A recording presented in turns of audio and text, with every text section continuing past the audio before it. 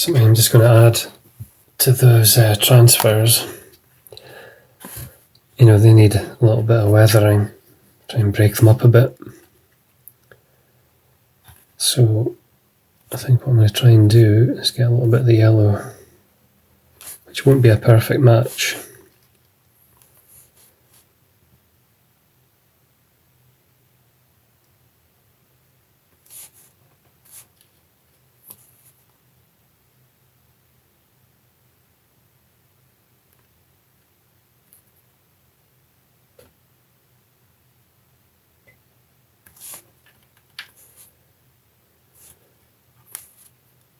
Just trying to add some little random areas of yellow on top of the transfer.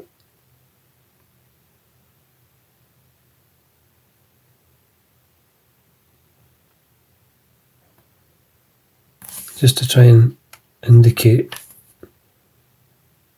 where some of it's maybe worn away.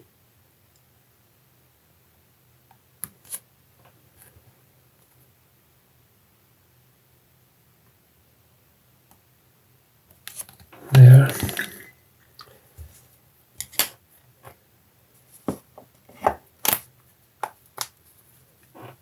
And then we'll maybe try a bit of Agric's Earthshade as well.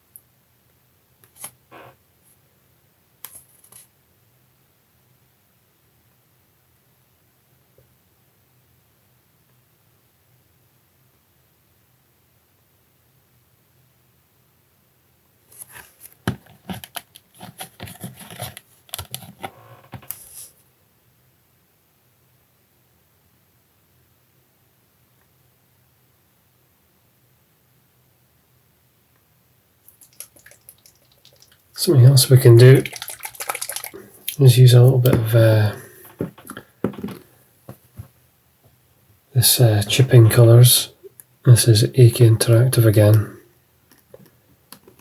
and comes in sort of two colours. You get this kind of undercoat browny grey colour, and then an aluminium metal. And this is to maybe just represent that kind of newer scrapes and bashes. And what I'm needing is a little bit of sponge or something.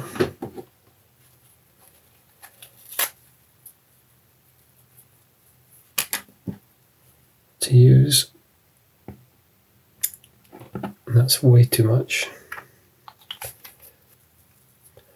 So I'm just going to scrunch up a bit of this sponge here.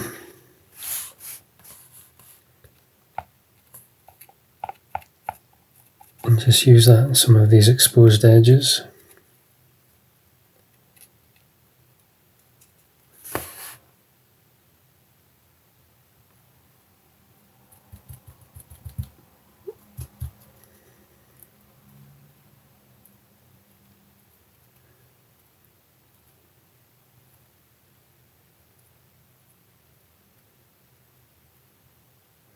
There.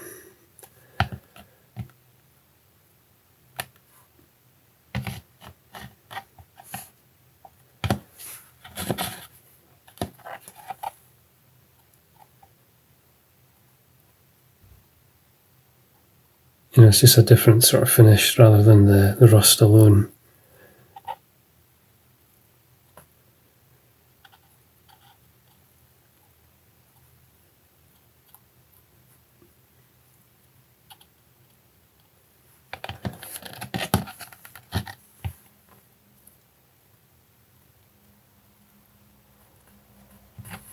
It's tempting to overdo it. But it definitely adds a nice effect.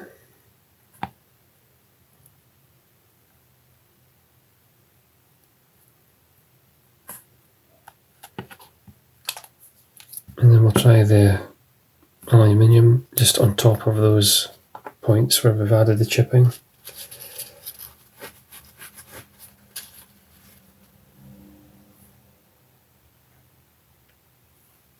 So just a little spot of that.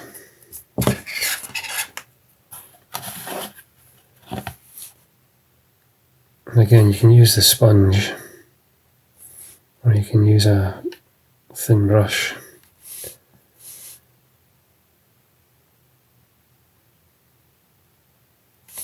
Just to add a little dot here and there.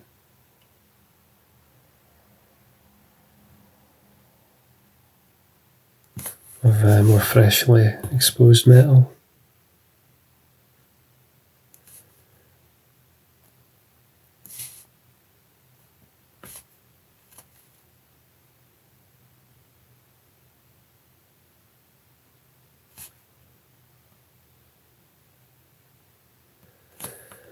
And it'll just catch a bit of light.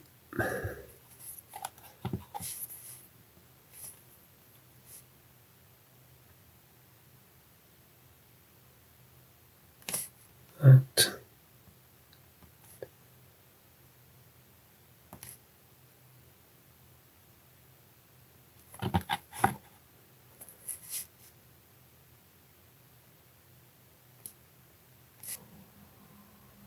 It's one of these ones that definitely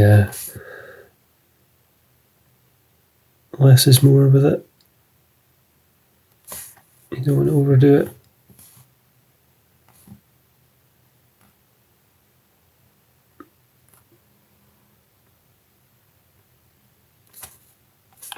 Yeah, right, I'll leave it there.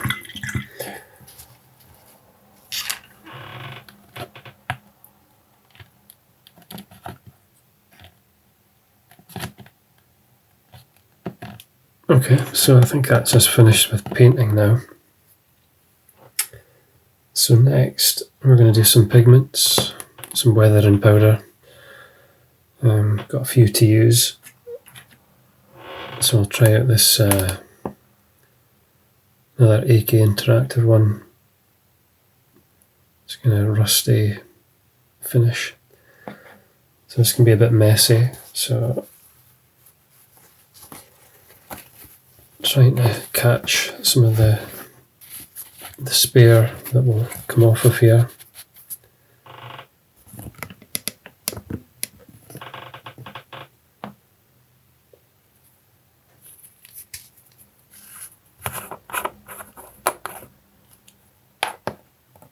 And then you need a dry brush for this. And again, don't use good brushes for that.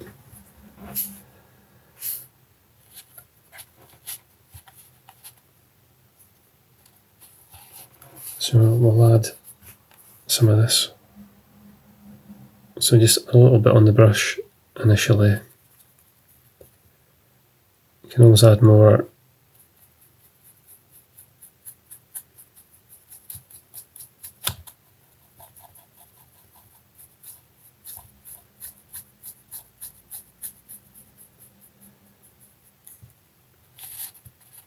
And you can see immediately that it adds a very particular kind of dry, rusty colour.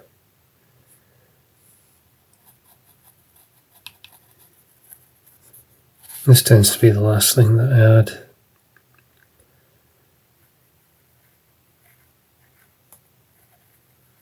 To the model. It's just the finishing touch, and it just brings it all together.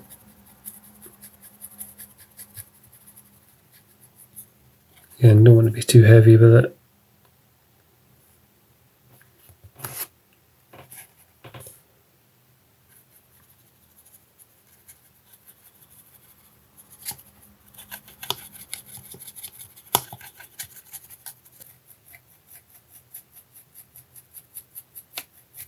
I'm just doing those kind of vertical top to down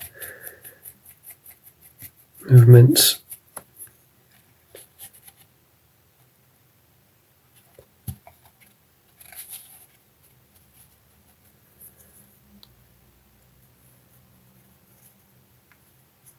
I think that'll do for that one. Next I was going to use some of this Forge World black soot.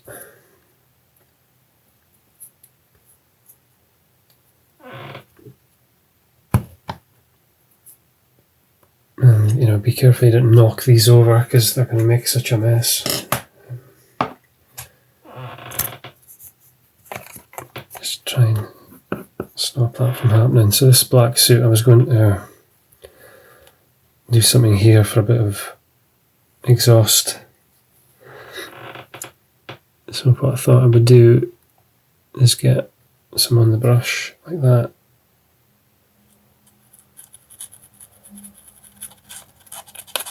And get that into the exhaust here.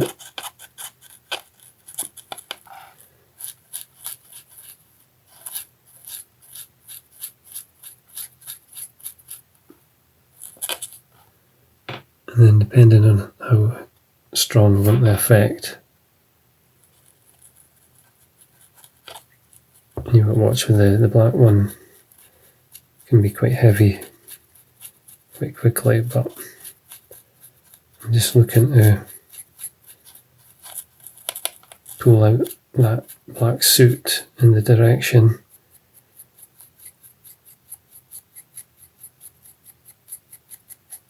like that.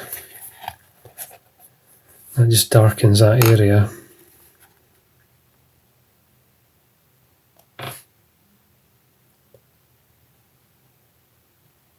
Just a bit, don't have to do it too much.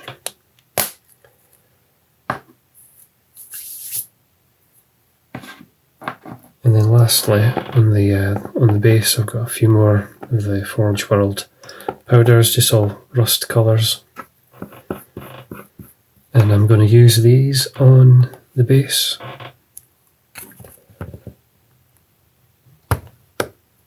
Like that. And I'm just going to use these randomly in different areas on the base, just to add a bit of variety to it.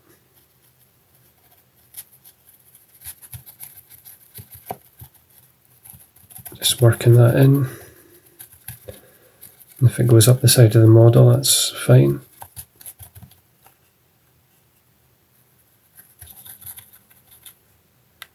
As I say, this is my kind of standard look for 40k.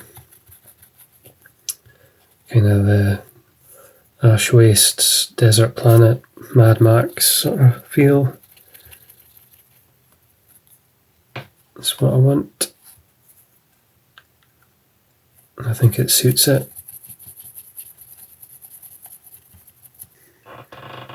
And we'll use some of the orange rust.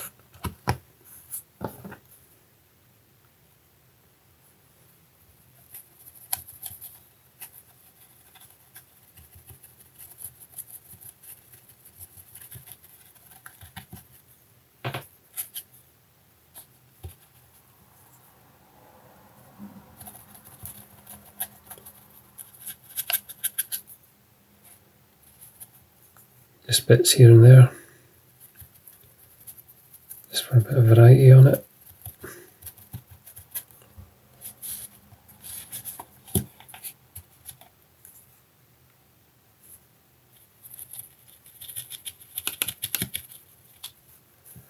Yeah, like that. And then the light rust as a final one.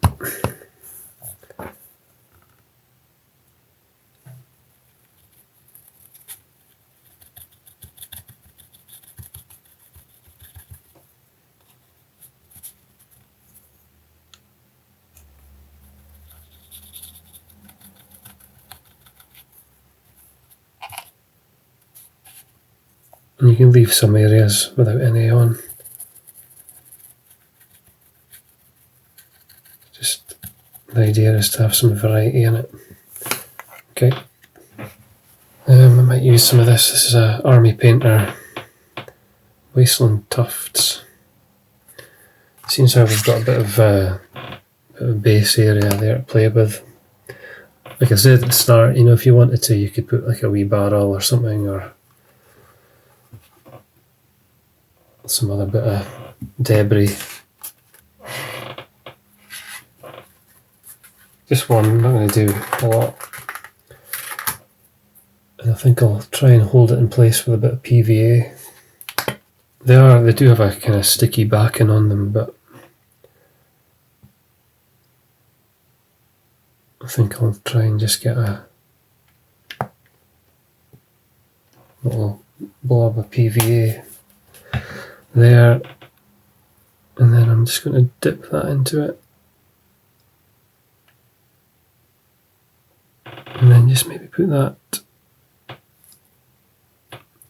in there like that.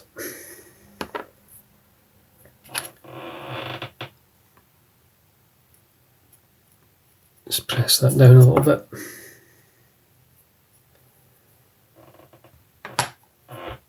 And that's it. So I'll set up a little scene, get some better views of it. But that's our completed kit bashed, scratch build, trash bashing, whatever you want to call it, model. Definitely worth having a go. If you spot something that you're about to put in the recycle bin that you can use as a basis, it's definitely worth having a go. It's all easy effects and techniques to use.